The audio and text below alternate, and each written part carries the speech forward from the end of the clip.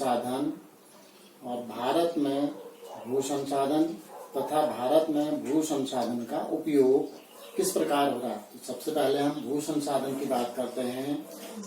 हम जिस भूमि पर रहते हैं इसी भूमि पर अनेक क्रियाकलाप करते हैं, विभिन्न रूपों में इसका उपयोग करते हैं।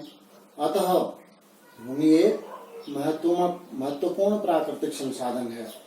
प्राकृतिक वनस्पति, वन्य जीवन, मानव जीवन, आर्थिक क्रियाएं, परिवहन, संचार व्यवस्थाएं भूमि पर ही आधारित हैं। परंतु भूमि एक सीमित संसाधन है, अतः हमें इस भूमि का योजनाबद्ध तरीके से प्रयोग करना चाहिए।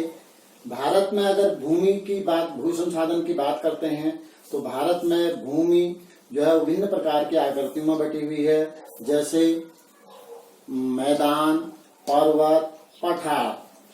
हमारे देश का लगभग 43% क्षेत्र जो है 43% क्षेत्र मैदानी क्षेत्र है, जो कृषि और उद्योगों के लिए बहुत अनुकूल है। यहाँ पर कृषि का बहुत उत्पादन किया जाता है और यहीं पर कृषि उत्पादन अधिक होने से और समतल होने से जो है यहाँ पर उद्योगों का भी बहुत विकास हुआ है। उसके बाद लगभग 30% क्षेत्र में पर्वत फैले हुए हैं। इन्हीं पर्वतों पर संसाधन असीमित मात्रा में पाए जाते हैं और इन्हीं पर्वतों से हमारे देश में कुछ ऐसी नदियां बहती हैं जिनमें वर्ष भर पानी रहता है, जिसे हम सदानीरा नदियों के नाम से भी जानते हैं।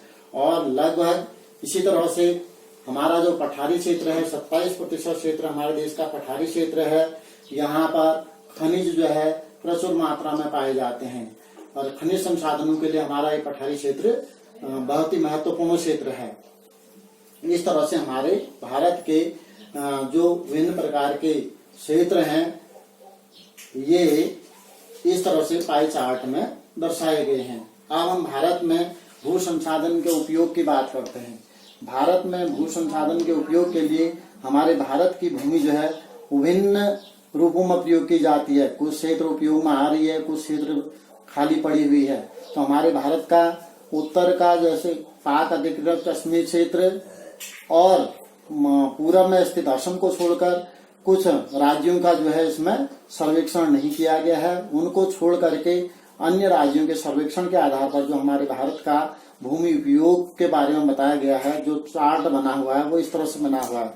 हमारे देश का जो अन्य क्षेत्रफल है उन क्षेत्रों को छोड़ करके तो वहां पर लगभग जो शुद्ध निवल क्षेत्र है, निवल का मतलब बोया गया क्षेत्र, हमारे देश के कुल क्षेत्रफल का जो है वो लगभग 43.41% क्षेत्र है। तो हमारे देश में जो बोया गया क्षेत्र है, जहाँ पर अनाज बोया जाता है, 43.41% क्षेत्र है। उसके बाद पड़ती भूमि, पड़ती के अतिरिक्त अन्य पुरातन पड़ती भूमि, इससे पहले हम इसको जान लेते हैं। पड़ती भूमि वर्तमान में ये पड़ती भूमि क्या होती है पहले ये जानते हैं। और वर्तमान का मतलब हुआ अभी जो चल रहा है, यानी कि पड़ती भूमि ऐसी भूमि है जिस पर पिछले एक कृषि वर्ष से उत्पादन नहीं किया जा रहा है, ये छूटी हुई भूमि है। तो ऐसी भूमि को हम क्या कहते हैं, पड़ती भूमि, वर्तमान कहते हैं। और पड़ती भूमि के अतिरिक्त अन्य पुरातन पड़ती, इसका मतलब ये हुआ ये 3.82% है, जबकि वर्तमान पड़ती भूमि जो है 7.03% थी। तो पड़ती भूमि वही जिसमें ये पुरातन पड़ती से मतलब यह जिसमें 1 से 5 कृषि वर्षों से उत्पादन या कृषि का कार्य नहीं किया जा रहा, उत्पादन नहीं किया जा रहा है। तो ऐसी भूमि को हम कहते हैं पड़ती के अतिरिक्त अन्य पुरातन पड़ती भूमि, जिसमें 1 से 5 कृषि वर्षों के अंतर्गत कोई उत्पादन नहीं किया जा रहा। उसके बाद अगला क्षेत्र आता है बंजर तथा कृषि अयोग्य भूमि। 6.9% भूमि ऐसी है हमारे देश की जो बिल्कुल बंजर पड़ी हुई है और कृषि के योग्य भी नहीं है। तो यह क्षेत्र है 6.9%। उसके बाद हमारे देश के वन क्षेत्र है, जहाँ पर जंगल वनों से आच्छादित जो क्षेत्र है वो 22.57 क्षेत्र है। इन वनों से भी हमें विभिन्न प्रकार के संसाधन प्राप्त होते हैं। गैर कृषि प्रयोजन भूमि, इनके अलावा फिर एक गैर कृषि प्रयोजन में जो भूमि प्रयोग हो रही है, गैर कृषि प्रयोजन से तात्पर्य यहाँ पर यह है जब हम अपने मकान बनाते हैं रहने के लिए और रेल लाइनों का निर्माण करते हैं, सड़कों का निर्माण करते हैं, उद्योगों की स्थापना करते हैं, तो गैर कृषि प्रयोजन के योग्य भूमि कही जाएगी। तो ये हमारे देश के लगभग 7.92% है। और इसके बाद स्थायी चारागाह या गोचर, चारागाह माने जहां पर पशुओं को चराने का कार्य किया जाता है, गोचर माने गायों को चराने के लिए।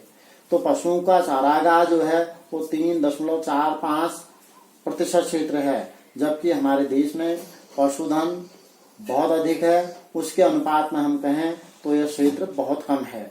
उसके बाद मात्र 1.10% क्षेत्र में वृक्ष फसल तथा उपवन स्थापित हैं।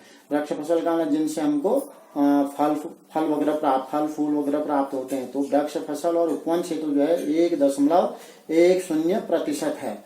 और कृषि योग्य बंजर भूमि, कृषि के लायक जमीन है लेकिन बंजर पड़ी हुई है, किसी कारण से खाली पड़ी हुई है, तो ऐसा क्षेत्रफल हमारे देश का 4.41% क्षेत्र जो है कृषि योग्य बंजर भूमि है। तो इस तरह से हमारे देश का जो भू संसाधन है उसका प्रयोग हम इस प्रकार से कर रहे हैं। अब इन पर आधारित आपको 2 प्रश्न करने हैं। नंबर 1, भू संसाधन क्या है, इसकी परिभाषा लिखनी है। नंबर 2, भारत में भू संसाधन के उपयोग को पाई चार्ट द्वारा दर्शाइए। मैंने यहाँ पर एक आयत बना करके आयत के रूप में इसको दर्शाया है। तो आपको पाई चार्ट यही चीज को पाई चार्ट में इस रूप में दिखाना है। तो इस तरह से आज का संबोधन हमारा यहाँ पर समाप्त हुआ।